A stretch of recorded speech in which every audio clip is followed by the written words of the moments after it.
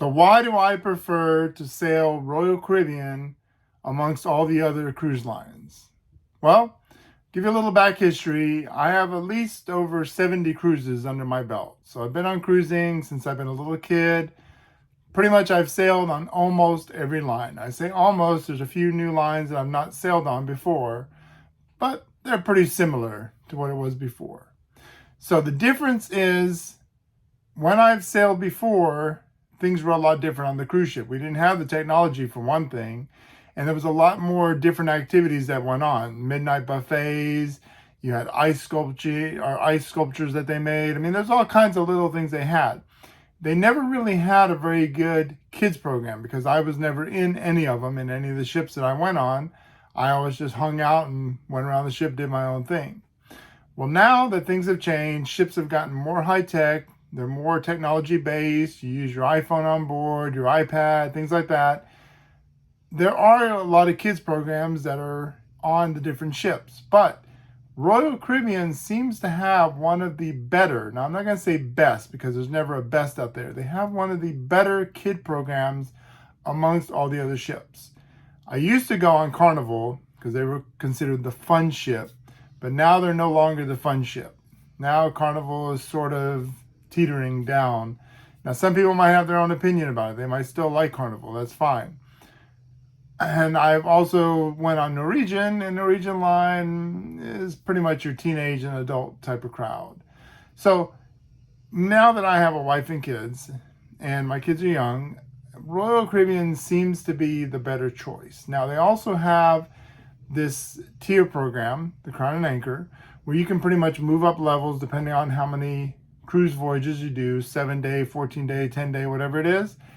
And the higher you get, the more sort of perks you get. Free Wi-Fi, free food, different lounges, things like that.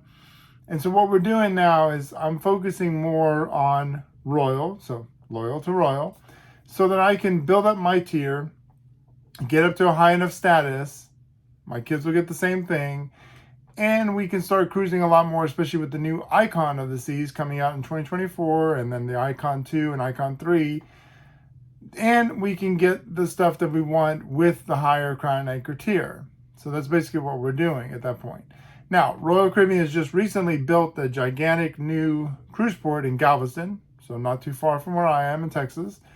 And so that's also another benefit because they're going to bring the Oasis class ships here as well as maybe the Icon class. And so we're basically going to be able to travel without any airline or hotels probably in the next 2 to 3 years or so. But Royal's food, entertainment, ship sizes, they all are the experience of cruising. Now, ports are going to be the same, so you can't really judge any cruises on ports. You got to judge it by the ships themselves.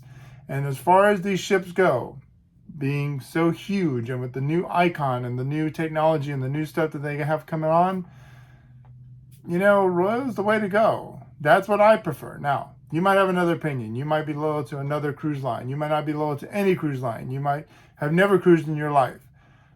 But if you want something that'll give you a good experience, you want a cruise ship that is good for kids, good for families, good food, good entertainment, you might want to consider Royal Caribbean. The prices are pretty much going to vary depending on when you go. So you cannot judge any cruise line by the price. You can't say, Carnival's cheaper. Well, yeah, they're cheaper some months, but they're more expensive other months. And you got to also add in, you got the gratuity fees that you're going to be paying either per day or prepaying for it. You've got other things you're going to buy, specialty restaurants, things of that sort. So you got to factor in all that stuff when you're talking about price. It's not just the one price that you choose. And let me give you an example. If you're booking yourself, you're not only going to pick the amount of passengers going, but then you got to pick the stateroom, where you want the stateroom, and that might be a little extra charge right there. Then do you want Wi-Fi? Do you want excursions? Do you want a drink package? Do you want food package? All that stuff's going to add up. So your price that you might start off with, say, oh yeah, it's only about $1,000. It's going to end up with about $6,000 or $7,000 by the end of the time of going through the booking. So you need to know this ahead of time when you are booking a ship. And you might want to consider Royal. They have a lot of nice ships. They have a lot of nice stuff going around. So I prefer Royal. Royal's the one I'm going to be sailing on. Maybe down the road I'll go to another ship, but I don't know. Right now, I'm going to stick with Royal. So let me know your comments, how many cruises you've been on, and if you've got other cruises you're set to go on, what do you prefer? Royal Caribbean, or do you prefer Carnival or the other ships? And if you prefer Royal, what do you like the most about it? What do you not like the most about it? Let me know. And if you want more videos like this, more stuff on technology and tech and all that, make sure you follow me here. Give me a thumbs up. Don't forget to subscribe, and I'll catch you later with more videos.